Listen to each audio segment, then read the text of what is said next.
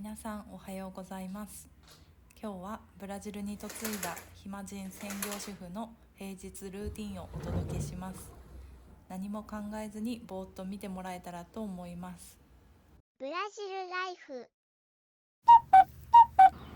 外はまだ薄暗いです。でも市バスはもう走っています。朝早くから働いている方々、本当にお疲れ様です。ちなみにこの鶏はいつも3時ぐらいから鳴き始めます。いつもは朝にスムージーを飲んでいたのですが、最近朝がひんやりしてきたので、あったかい飲み物が欲しくなります。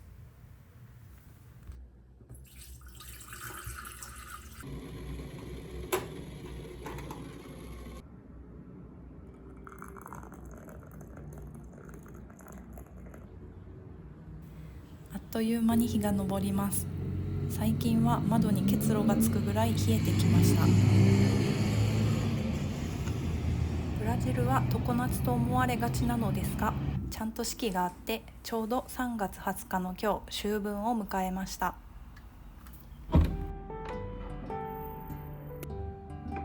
とりあえず顔を洗って目を覚まします。今住んでいるアパートは良くも悪くも日当たりがめちゃくちゃいいので、部屋にいる時も日焼け止めは欠かせません。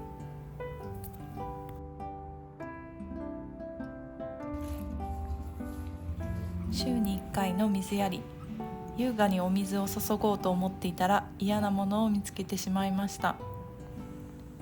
ミミズ退治から一日が始まります。さて、気を取り直して旦那さんが職場で食べる朝ごはんのサンドイッチを作っていきます。この食パンはパン粉という日本人創業者のブランドで、裏のパッケージを見ると日本人をイメージしたお辞儀している姿が面白いです。ブラジルの食パンはこの小ぶりなサイズが一般的で、とっても食べやすいです。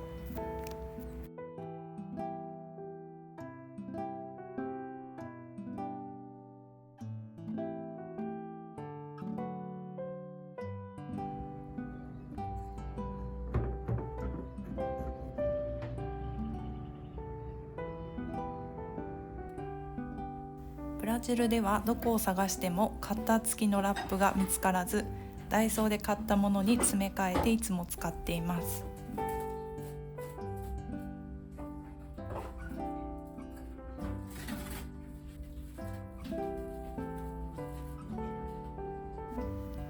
旦那さんが起きてきました。毎朝とても丁寧に挨拶してくれるのが嬉しいです。お見送りの時間です。家でのんきに過ごしている私の傍らで、毎日頑張って働いてくれている旦那さんに感謝しかありません。自分の朝ごはんを用意します。夏場はスムージーだけで済ませてたんですが、寒くなってくると食欲が出てきてしまって困ってます。週末に作りだめしておいたスープを温めます。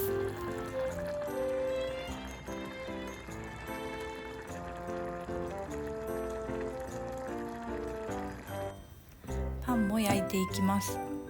ブラジルの電圧は地域によって違って、ここは基本 110V なのですが、 220V のコンセントもあります。家電によっても電圧が違ったりするので統一してほしいです。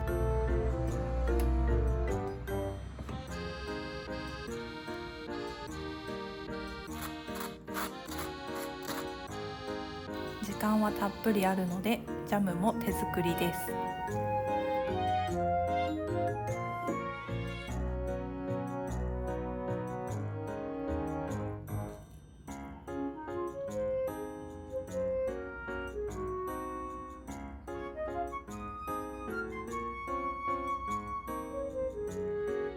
読書タイムです。1年で聖書を1冊読み切りたいです。最近ハマっているのが朝の日記で、朝に文字を書くとなんか落ち着きます。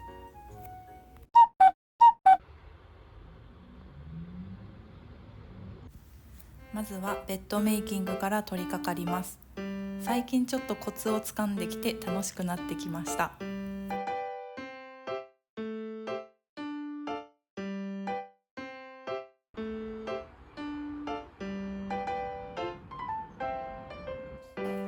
お洗濯タイムです。人生初のドラム式洗濯機なのですが、未だに良さがあまり分かっていません。でもなんとなくとても丁寧にしっかり洗ってくれてる気がします。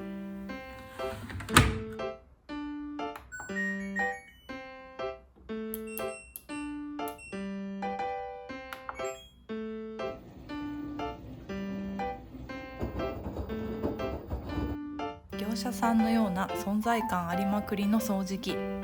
大きくて動かしにくいし、手軽なスティック型の掃除機を Amazon で買ったのですが、初期不良で返品。でも最近はこの黄色くてコロコロしている姿に愛着が湧いてきて、乗り換えようとしてごめんねっていう感じです。それにしても最近家電の初期不良が多いです。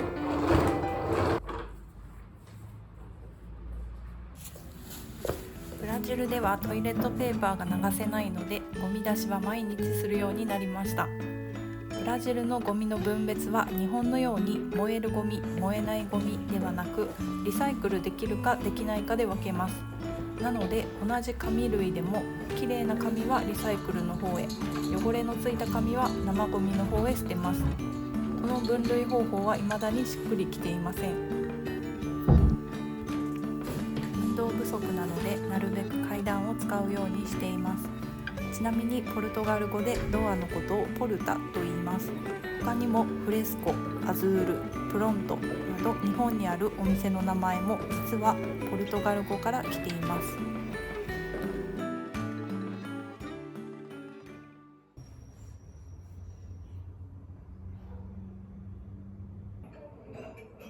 YouTube でよく自分と同じように海外で生活している駐在の奥さんたちの動画を見てます。最近は1日にどこか1箇所掃除すると決めていて、毎日少しずつきれいにできるようにしています。今日は窓の半分だけを磨いていきます。やりだすと全部掃除したくなってしまうのですが、そうすると毎日続かないので、ちょっとだけやるのがポイントです。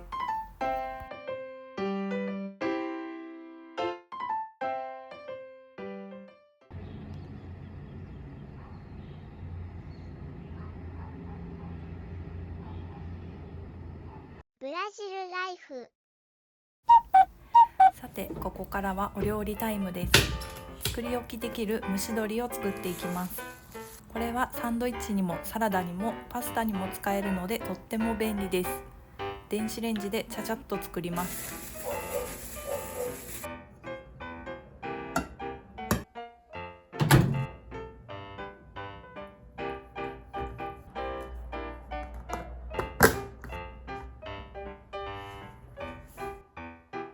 今日の夜ご飯はチキングリルなので、鶏肉を漬け込んでいきます。食べる直前にエアフライヤーに入れるだけなので楽ちんです。最近は燻製のパプリカパウダーにハマっていて、グリル系に使うとめちゃくちゃ美味しいです。ちなみにレシピは全部チャット GTP です。何度も相談していると私の好みの味を学習していってるようで、しかも今持っている食材からレシピを考えてくれるので本当に助かってます。しかもどのレシピも外れがほとんどありません。便利な時代に主婦になれてよかったなとつくづく思います。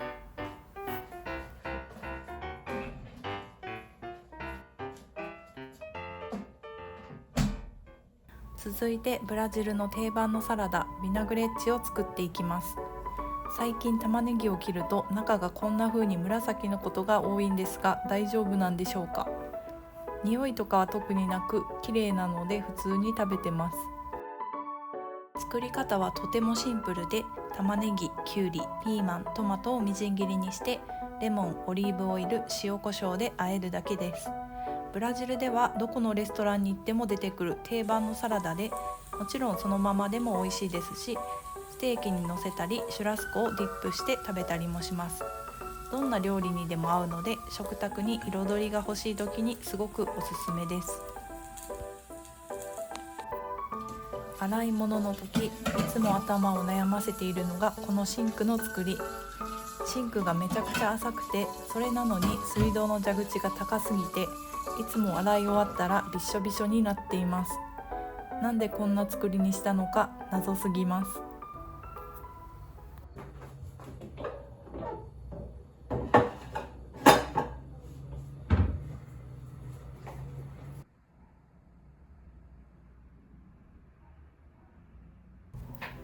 もう一つの謎ポイントがこの洗濯干し。前の住人がよっぽど背の高い人だったのか、めちゃくちゃ高い位置に設置されていて、170センチある私でも足をつりそうになりながら干してます。いつも途中で頭がクラクラしてきます。お昼ご飯は朝作っておいたサンドイッチとグアバを食べます。昨日の夜ご飯の残りを食べたり軽く済ますことが多いです。旦那さんは職場に無料の食堂があるので、お弁当とか作る必要がなくてとっても助かってます。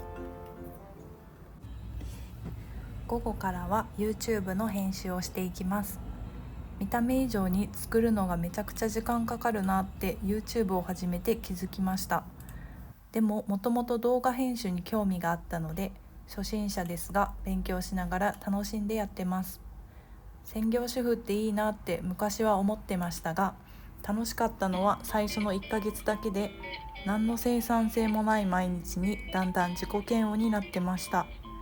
でも動画編集をしてたら時間があっという間に過ぎるので、一日が少し短くなった気がします。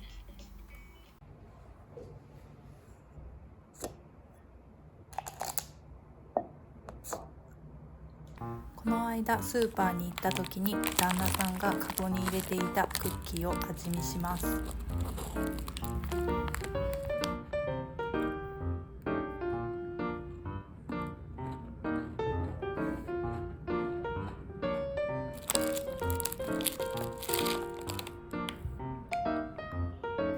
最近 YouTube で令和の虎っていう番組を見るのにハマってます。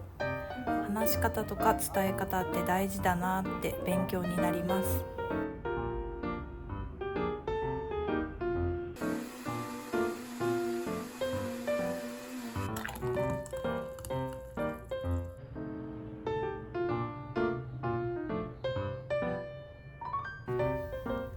ちょっと外の空気を吸いに行こうと思います。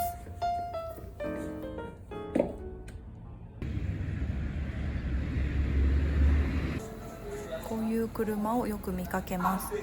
曲がってしまったフライパンを直してくれるそうです。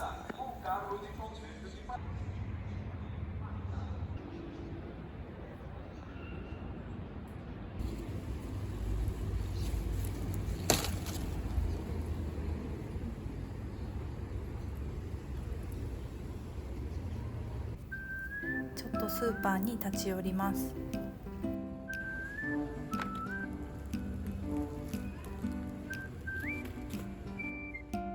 旦那さんのクッキーほとんど食べてしまったので、新しいのを買っていこうと思います。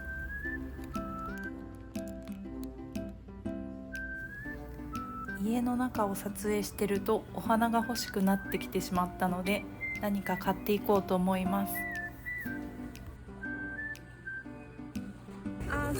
Desculpa, eu não falo português.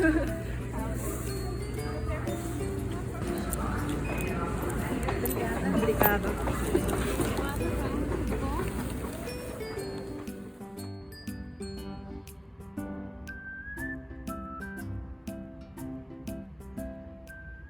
ブラジルライフ。今からバナナケーキを作っていきます。もちろんレシピはチャット GPT 先生です。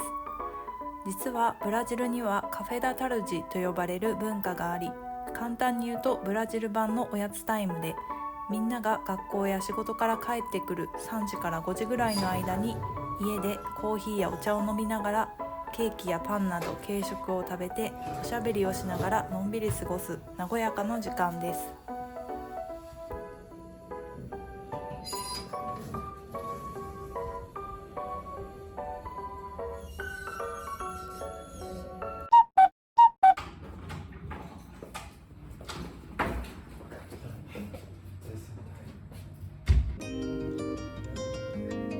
Café da tarde.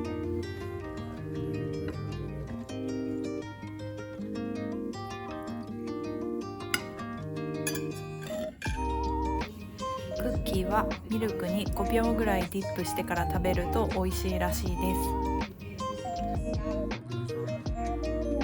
あ、アナコンダ。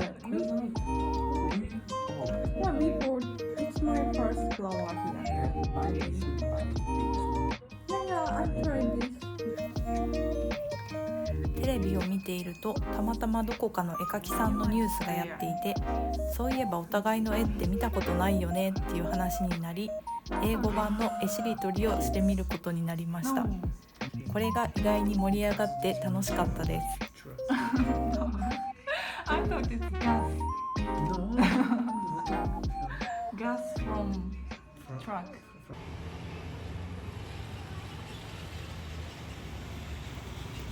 ということで夕食に取り掛かります。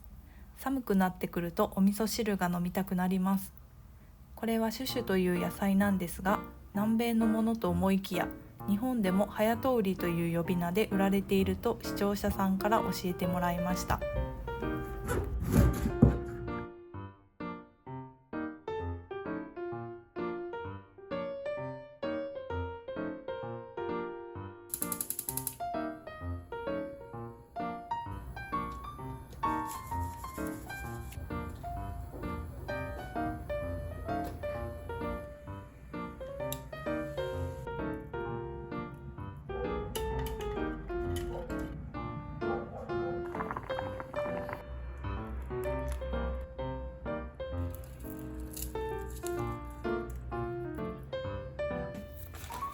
ブラジルのお米はいろんな炊き方を試してみたんですが、炊くというよりもたっぷりの水で茹でて、その後水を切って軽く炒める方が一番美味しく仕上がる気がします。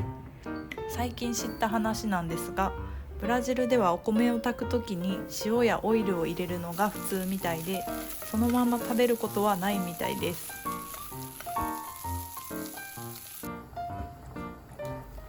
漬け込んでいたチキンもエアフライヤーで焼いていきます。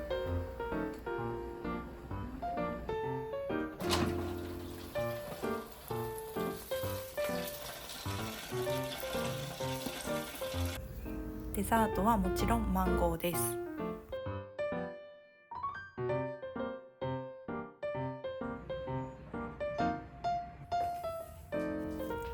私がご飯を盛り付けるとついモリモリにしてしまうので、いつからか自分で取り分けるスタイルのビュッフェ形式になりました。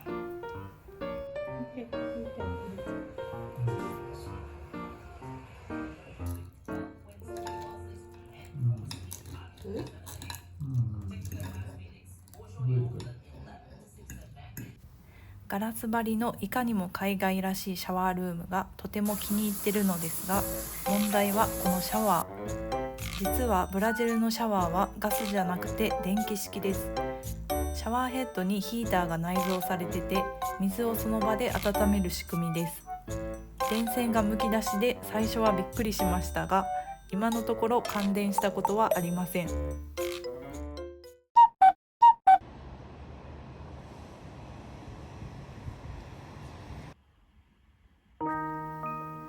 寝る前はプロジェクターを天井に映して、最近は YouTube でキャンピングカーで車中泊する人の映像をぼーっと見るのにハマってます。自分も将来やってみたいことの一つです。